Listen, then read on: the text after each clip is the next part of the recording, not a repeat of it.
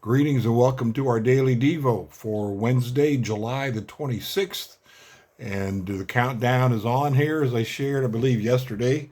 Um, and our time here in this book, anyway, with John Beck, the Holy Land Devotional, and written for being on one of his trips with him or just following from long distance, which obviously that's what we've been doing.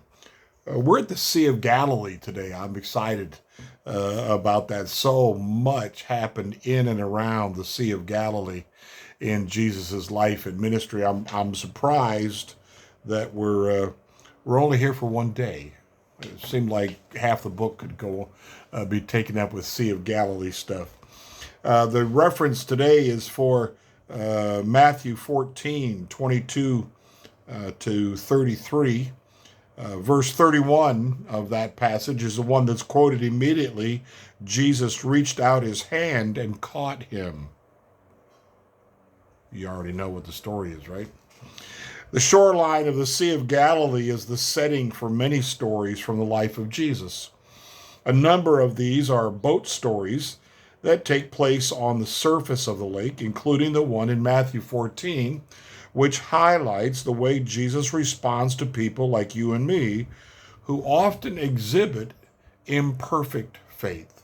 I've never heard that phrase, but it makes definite sense. Imperfect faith. The Sea of Galilee is the freshwater inland lake that fills a low elevation basin in northern Israel. Today, tour boats and kite boards dot its surface. But in Jesus' day, the lake pulsed with a thriving fishing industry and was studded with no less than 27 harbors. 4 of Jesus' disciples were connected to the fishing trade, including Peter.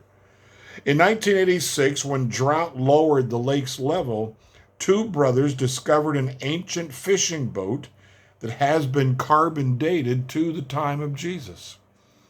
Today, the Lakeside Yigal Alon Museum at Ginosar preserves the story of its discovery, recovery, and restoration and allows us to actually examine the hull. The boat is 27 feet long, just large enough to hold fishing nets and a crew of about 13 tightly packed passengers. Its shape was defined by oak ribs, and its hull was composed of cedar planks attached to the ribs using mortise and tenon joints, pegs, and nails.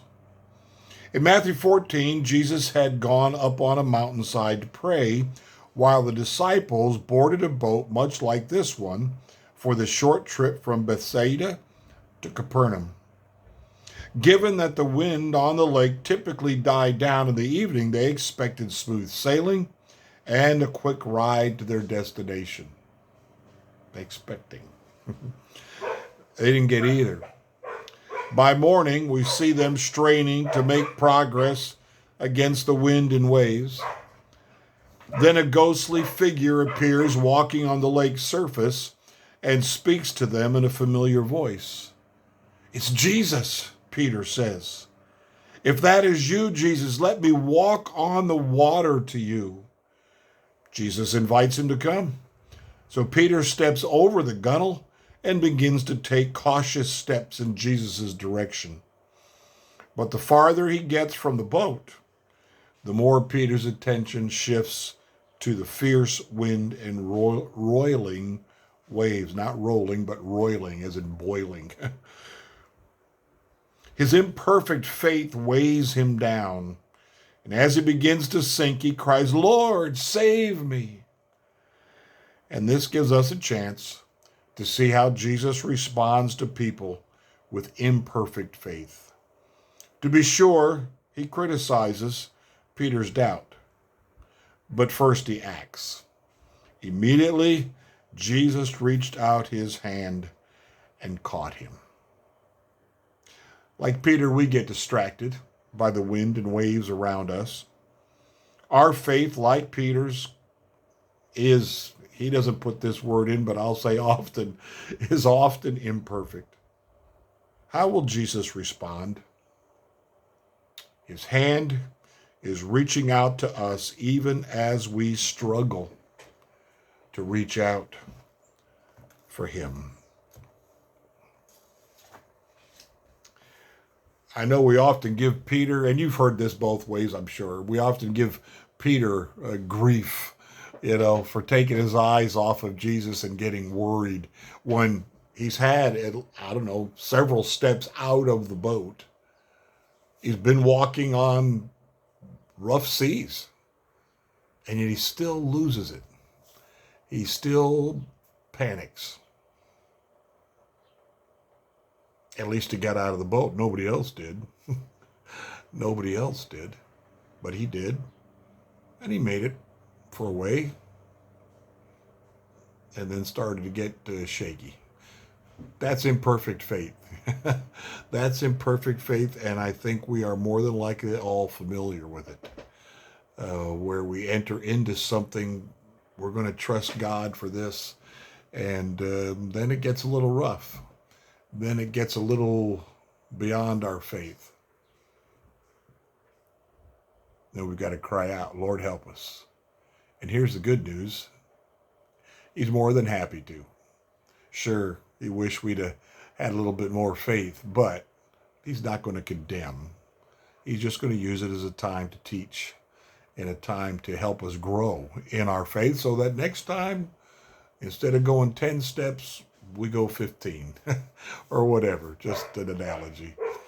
It's a cool story for sure. They were afraid at first about it being a ghost. And then when Peter realizes it's Jesus, hey, Jesus, I want to be with you, even in the middle of this. And that's a good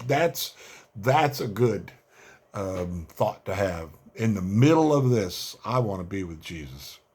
Not on my own, not just with my friends, but with Jesus. 2 questions for today as we're walking on the Sea of Galilee. What are the winds and waves? Okay, using the storm as a euphemism for other things in our lives. What are the winds and waves that distract you from a laser-like focus on Jesus? Hebrews 12:2, I believe it is, tells us to keep our eyes fixed on Jesus. What causes us to turn from that, to look in another direction, look for other choices, other ways to deal with the situation? What are those winds and waves that can do that in our lives? And question number 2, how have you sensed Jesus reaching out to you when your faith is weak? That's good testimony time. We'll have to do that sometime. How have you sensed Jesus reaching out to you when your faith is weak?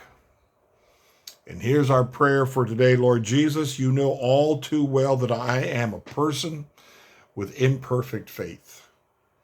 Thank you for reaching out to me even when my faith has struggled to reach out to you. That's a blessed thought to keep. Even if I'm faltering and failing, Jesus is not, and he will be there. And as I call out to him, he will help me. He will come to my aid. He will draw me to his side and still love me.